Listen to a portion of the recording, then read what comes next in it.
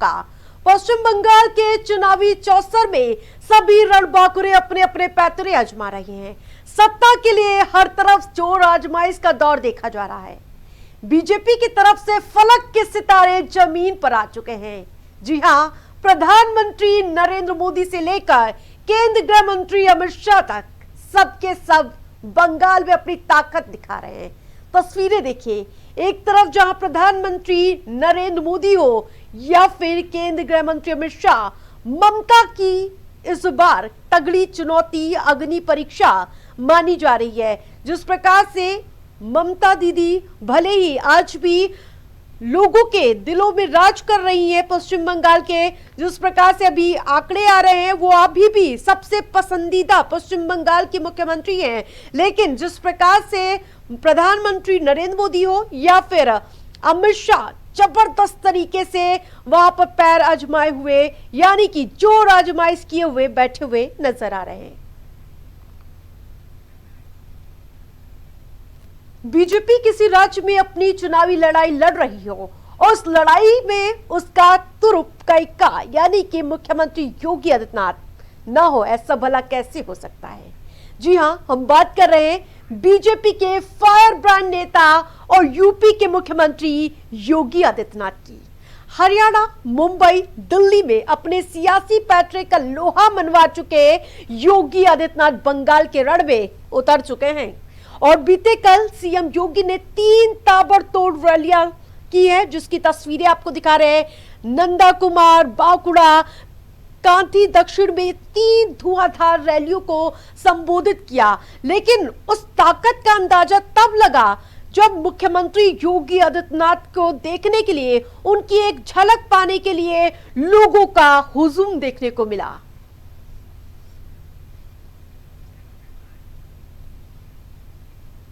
मुख्यमंत्री योगी आदित्यनाथ कहीं रैली कर रहे हो और वो रैली चर्चा का केंद्र न बने, ऐसा भला कैसे हो सकता है। हर चुनावी राज्य में सबका ध्यान खींचने वाले योगी एक बार फिर आकर्षण का केंद्र बन गए। बंगाल में बीजेपी के नेता प्रतिपक्ष शुवेंदु अधिकारी सीएम योगी के सामने न केवल उनके आगे झुके बल्कि दंडवत होकर प्रणाम करते हुए नजर आए। जी हां, जो ये तस्वीरें आप टीवी स्क्रीन पर देख रहे हैं, ये तस्वीरें आज सुर्खियों का केंद्र बन चुकी हैं। जिस प्रकार से योगी की दस्तक सभी नतमस्तक होते हुए नजर आए, जिसकी तस्वीरें आप देख रहे हैं। पश्चिम बंगाल चुनाव का वो समय था जब मुख्यमंत्री योगी आदित्यनाथ पहुंचे हुए थे, रैली को संबोधित कर रहे होते हैं, तभी सामने से शुवेंदु अधिकारी आते हैं और साष्टांग दंडवत प्रणाम करते हुए नजर आ रहे हैं। तो कहा जाता है कि किसी से आप सम्मान मांगेंगे तो नहीं मिलेगा, वो सम्मान कमाना पड़ता है। वो तस्वीरें साफ दर्शाती हुई नजर आ रही है। पश्चिम बंगाल चुनाव में सियासी पारा एक तरफ चढ़ा हुआ है। बीजेपी ने बंगाल चुनाव के लिए पूरा दमखम बिखेर दिया है। बीजेपी ने प्रधानमंत्री नरेंद्र मोदी के बाद अब अपने फायर ब्रांड स्टार प्रचारक यानी कि मुख्यमंत्री योगी आदित्यनाथ को मैदान में उतारा है। सीएम योगी बंगाल चुनाव में 20 रैलियों को संबोधित करेंगे, जिसकी शुरुआत उन्होंने कल यानी कि मेदिनीपुर से की है। और इस दौरान ये जो तस्वीरें हैं, जो अलग ही अंदाज पे सुर्खियों का केंद्र बनती हुई नजर आई, जब बंगाल बीजेपी के नेता शुवेंदु अधिकारी ने सीएम योगी का आशीर्वाद लिया। पहले उन्होंने अपना जूता उतारा और मुख्यमंत्री योगी को भगवा रंग का पटका पहनाकर उनका स्वागत किया। इसके बाद पैर छूकर या फिर यूं कहिए साष्टांग प्रणाम कर उनका आशीर्वाद लिया। इस दौरान सीएम योगी ने उन्हें उठाया और उनका हाथ पकड़कर जनता की ओर इशारा किया और ये नजारा देख रैली में पहुंचकर लोग जोर जोर से तालियां बजाने लगे और ये तस्वीरें सोशल मीडिया पर खूब चर्चा का केंद्र बनी हुई है।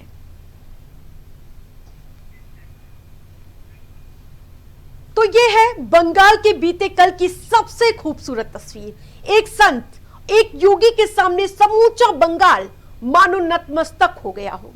ये एक व्यक्तित्व के प्रतिबिंब का जीता जाता उदाहरण है।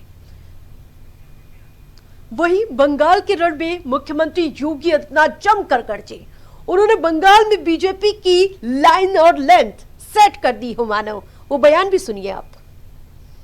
आज बंगाल की जो स्थितियां हैं, राजनीतिक हत्याएं, हत्या का प्रयास, महिला अपराध, बेटी और बहनों की इज्जत के साथ जिस प्रकार का खिलवाड़ हो रहा है, और मुझे तो देख करके अफसोस हुआ जब कोलकाता का मेयर कहता है कि यहां की आधी आबादी को उर्दू बुलवाएंगे। मैं उनको बोलना चाहता हूं कि यहां की जनता उर्दू नहीं, बंगला बोलेगी, बंगला बोलेगी, और कोई भी माई का लाल बंगाल की संस्कृति के साथ खिलवाड़ नहीं कर सकता है। पूरा देश मोदी जी के नेतृत्व में आपके साथ खड़ा है। आपके आन मान शान के साथ कोई खिलवाड़ नहीं कर सकता है, और इस अराजकता को हर हाल में हमें रोकना है। बंगाल में बंगाली ही बोली जाएगी। ये कठमुल्लापन की संस्कृति यहां नहीं चलने दी जाएगी, किसी भी स्थिति में नहीं चलने दी जाएगी। इनके देशद्रोही मंसूबों को पूरा नहीं होने देंगे। अन्नदाता किसानों के साथ अन्याय नहीं होने देंगे। किसी प्रकार की अराजकता को नहीं चलने देंगे। ये जो नौजवान है, इसको रोजगार चाहिए। अन्नदाता किसान को उसकी उपज का अच्छा दाम चाहिए। हर खेत को पानी चाहिए। बंगाल की संस्कृति को सम्मान चाहिए। ये सम्मान चाहिए। मां काली का आशीर्वाद तभी प्राप्त होगा जब हम अपनी संस्कृति की रक्षा करेंगे। जब हम संस्कृति की रक्षा करेंगे तभी आशीर्वाद प्राप्त होगा। और इसीलिए तो स्वामी विवेकानंद ने कहा था कि गर्व से कहो हम हिंदू हैं। याद करिए, उन्होंने वैश्विक मंच पर कहा था, पूरे भारतवासियों का आह्वान किया था। आज बंगाल की डेमोग्राफी को चेंज किया जा रहा है। किस प्रकार की स्थितियां बंगाल में पैदा की जा रही है।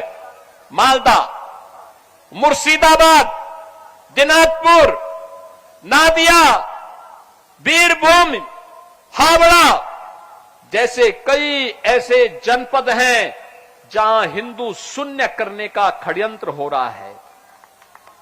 हिंदुओं को पूरी तरह समाप्त करने की साजिश हो रही है, और वहां पर बार बार हमले होते हैं।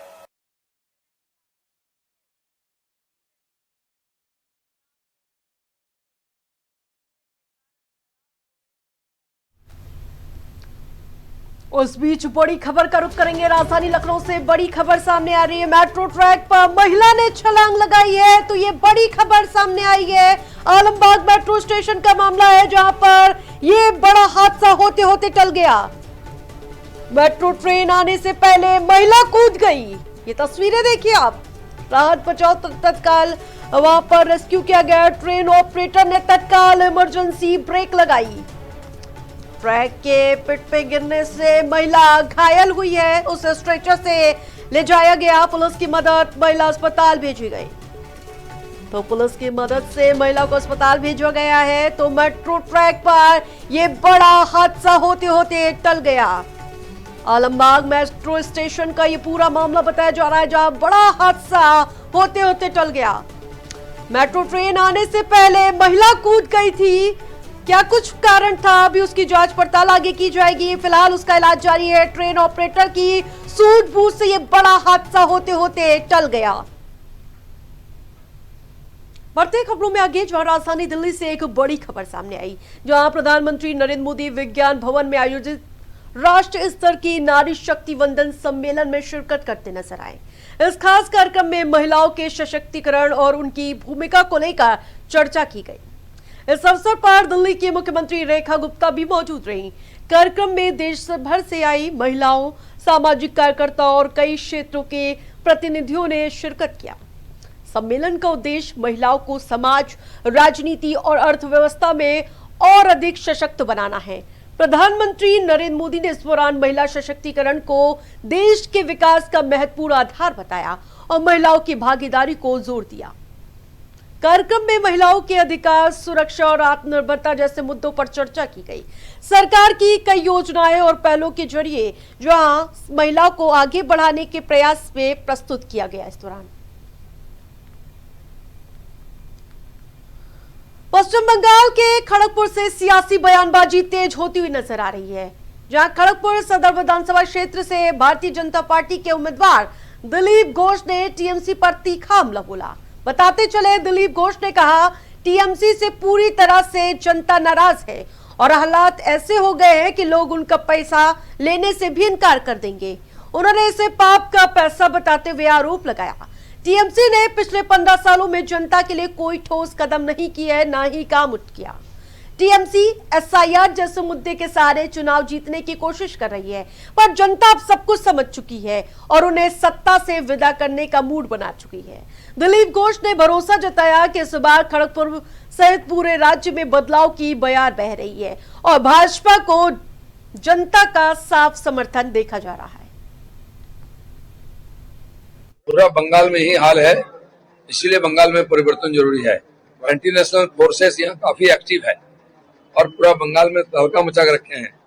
पारित होता है पार्लियामेंट में कानून, यहाँ मानते हैं, उसका खिलाफ प्रदर्शन होता है, 3 दिन आगजनी होती है, रेल बास जलाया जाता है, स्टेशन फूंक दिया जाता है, बीजेपी का ऑफिस और मंदिर फूंक दिया जाता है। ये जो शक्ति है ये टुकड़े टुकड़े गैंग का मदद से हो रहा है, पहले इसको हम उखाड़ फेंकेंगे। तमिलनाडु के मदुरै में भारतीय जनता पार्टी के राष्ट्रीय अध्यक्ष नितिन नवीन ने प्रसिद्ध मीनाक्षी मंदिर में पहुंचकर पूजा अर्चना की। मंदिर में दर्शन करने के बाद नितिन नवीन ने कहा, मां के दर्शन से एक अलग ही ऊर्जा और सकारात्मक शक्ति मिलती है। उन्होंने कामना की कि मां की कृपा तमिलनाडु वासियों और पूरे देश पर बनी रहे। उन्होंने आगे कहा, सनातन परंपरा को इस तरह के आध्यात्मिक स्थलों से संजीवनी और ताकत मिलती है। मीनाक्षी मंदिर के गौरवशाली इतिहास का जिक्र करते हुए उन्होंने कहा, मंदिर भारत की समृद्ध संस्कृति विरासत का प्रतीक है और हमें इस पर गर्व होना चाहिए। नितिन नवीन ने कहा कि हमारे इतिहास में ऐसी कई महान धरोहरें हैं जो हमें आगे बढ़ाने और देश के विकास के लिए प्रेरित करती हैं। इतिहास में अपने आप में सर्वस्थान रखता है और माँ का आशीर्वाद मिलने से निश्चित रूप से एक अलग ताकत आती है, ऊर्जा आती है। और मैं तमाम तमिलनाडु वासियों के लिए, अपने पूरे देशवासियों के लिए माँ के असीम कृपा हम लोग पर बनी रहे, सनातन को निश्चित रूप से संजीवनी और ताकत मिलती रहे। हमारे हिंदू देवी देवताओं का स्थान हमारे विचारों में, हमारे आदर्शों में, हमारे कार्यों में दिखता है और हम माँ से यही मांगते हैं मंगल कामना कि तमिलनाडु के समस्त लोगों का और पूरे देशवासियों को घरों में शुभकामना रहे। चेन्नई के मयालापुर विधानसभा क्षेत्र में जहां भारतीय जनता पार्टी के उम्मीदवार तमिलिसाई सुंदरराजन ने डीएमके पर गंभीर आरोप लगाए। बताते चले, सुंदरराजन ने कहा कि डीएमके लगातार झूठ बोलने का काम करती है। उन्होंने लोगों से अपील करते हुए कहा कि वे खुद जाकर जनता से पूछे कि पिछले 5 सालों में उनके विधायक कितनी बार क्षेत्र में आए और कितनी समस्याओं का समाधान हुआ। उन्होंने दावा किया कि स्थिति केवल मयालापुर तक सीमित नहीं है, तमिलनाडु के कई अन्य विधानसभा क्षेत्रों में भी यही हाल है। तमिलिसाई ने डीएमके सरकार के विकास के दावों को भी पूरी तरह से खारिज कर दिया और कहा कि पार्टी अपने वादों पर खरी नहीं उतरी। इसके साथ ही उन्होंने आरोप लगाया कि डीएमके के 11 से अधिक मंत्रियों पर भ्रष्टाचार के आरोप है। समय आ रहा है बदलाव किया जाए, एनडीए को सत्ता में लाया जाए।